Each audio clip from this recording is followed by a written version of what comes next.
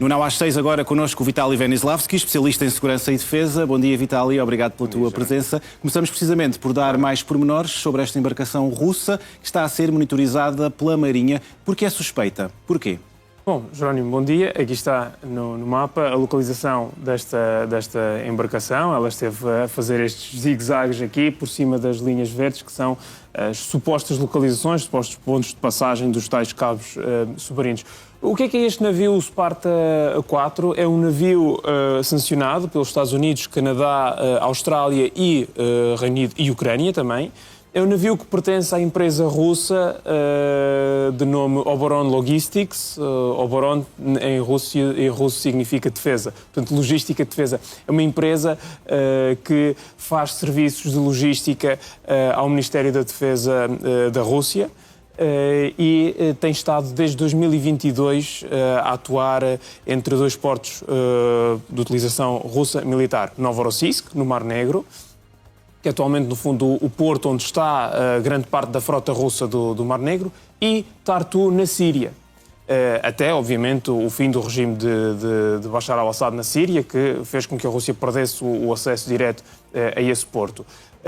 Este navio tem sido sancionado por estar a ser utilizado para fins de defesa e quando, em 2022, a Rússia iniciou a sua invasão em larga escala e a Turquia acionou a Convenção de Montreux e, portanto, proibiu a passagem de navios militares russos pelo Estreito do Bósforo, a Rússia tem estado a utilizar este navio e outros navios irmãos. Essa empresa, a Oboron Logistics, tem 4 navios, mais ou menos da mesma família, do mesmo tipo, que têm estado a fazer estas passagens e, sobretudo, transportes de cargas militares. Já foi comprovadamente visto o desembarque de mísseis desse navio, mísseis S-300, que têm sido também utilizados para atacar a Ucrânia. Desde dezembro, portanto, final de dezembro, dia 31 de dezembro, aliás, o navio russo sai, aqui diz 22 de dezembro, mas sai do porto de Baltiisk, na Rússia, e foi em direção ao norte da África. Baltiisk é no Mar Báltico, foi em direção ao norte da África, portanto já passou pela zona económica exclusiva portuguesa, perto das águas territoriais portuguesas, e depois teve uma viragem brusca no Mar Negro, onde esteve na Sardanha, como há pouco referiste, Jerónimo.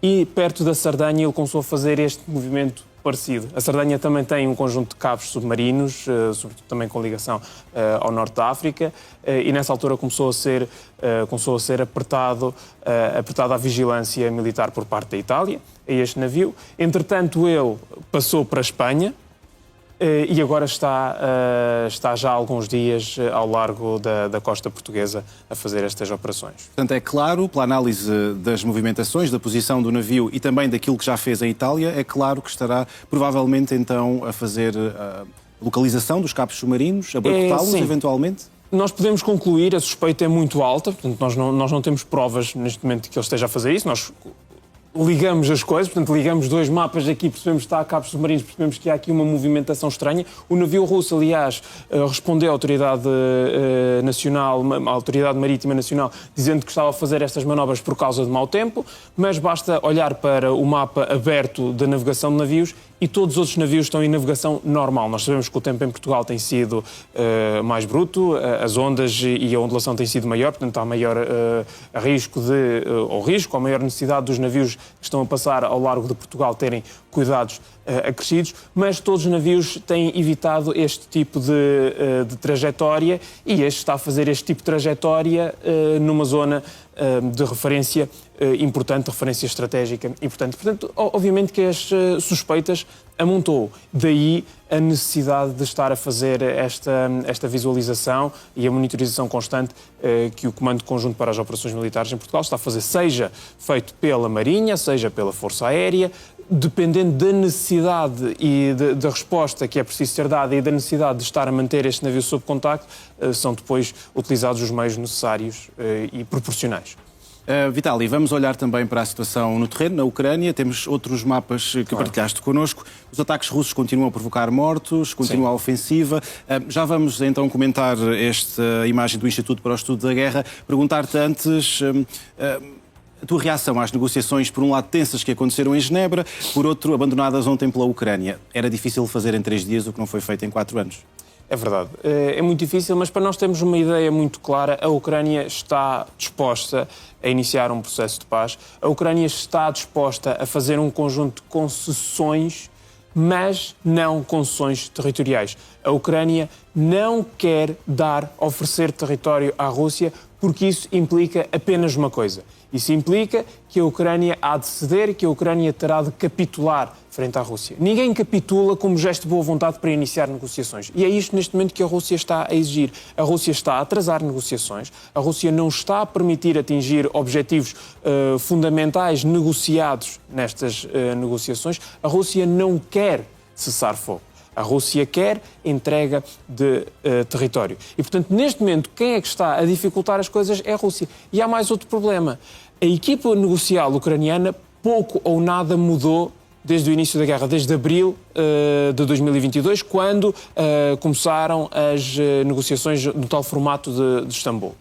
A equipa russa mudou imensas vezes. E isso prova só uma coisa. Onde quer que se tente colocar obstáculos a atingir algum fim, a Rússia vai colocando. E, portanto, voltamos a perceber que nesta fase há um cálculo estratégico russo também, e esse cálculo estratégico russo assume duas coisas neste momento.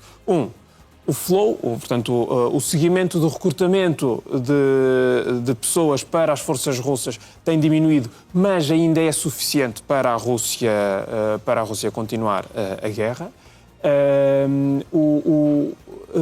O fornecimento de armas está a ser feito por parte da Rússia para as suas forças armadas, e há ainda outro problema, é que o crescimento do populismo na Europa, da vaga de populismo na Europa, permite politicamente à Rússia dizer que a sua sociedade estará disposta a pagar o custo da guerra. Portanto, o que é que nós vamos ver este ano, a partir deste ano, uma sociedade russa a pagar mais o custo da guerra. Mas em termos de comparação, a Rússia vai estar sempre a mostrar como a Europa está pior. Obviamente que a Europa não está pior do que a Rússia e nunca esteve. Mas a propaganda é uma máquina muito forte. E, portanto, a Rússia vai tentar apostar nessa via e vai continuar a apostar em conseguir ganhos no terreno. E queria que, então, que nos explicasses este mapa de Zaporizhia e de Dnipropetrovsk. De facto, o que é que significa então esta linha vermelha e qual é a importância também estratégica desta zona ucraniana? Bom, nesta zona, eu há pouco acabei a minha anterior intervenção dizendo que a Rússia vai apostar e está a continuar a apostar nos ganhos territoriais, e aqui vem a primeira contradição, que é um conjunto de vitórias militares ucranianas. Nós vemos a linha da frente, é a linha sul na Ucrânia. A Rússia tem conseguido nos últimos meses avançar relativamente bem ao longo dessa zona, e foi conseguindo ao longo de dezembro. Estas zonas azuis aqui têm sido os ganhos russos. Aliás, nesta fase já são os ganhos ucranianos, mas eu já vou entrar nessa parte. Isto azul são todos os territórios que a Ucrânia recuperou na última semana. Estes territórios que estão a azul recuperados pela Ucrânia na última semana foi o que a Rússia ganhou durante o mês de dezembro todo. Portanto, em 5 dias, a Ucrânia foi, assim, de 11 a 15 de fevereiro, em 4 dias, a Ucrânia libertou o mesmo território que a Rússia demorou 30 dias a conquistar. A que é que isso se deve? Muito claramente. O exército russo e o sistema de comando e controle da Rússia ficou neste momento, de alguma forma, obliterado, vai eventualmente recuperar, precisa de tempo para recuperar, por causa de lhe ter sido desligado o acesso aos terminais de Starlink. Os pequenos grupos móveis de assalto que a Federação Russa desdobrava no terreno estavam muito dependentes da tecnologia do Starlink, da comunicação Starlink. Sem eles, a Rússia perdeu potencial ofensivo, perdeu a capacidade de ir ao ataque e não tem propriamente capacidade defensiva, e então a Ucrânia tem conseguido recapturar ou, digamos, libertar território ocupado. O grande alvo destas operações está aqui, é esta pequena cidade de Hulyai-Pola, que foi ocupada pela Rússia no final de dezembro, mais ou menos, de 2025, mais perto do final de dezembro, meados finais de dezembro.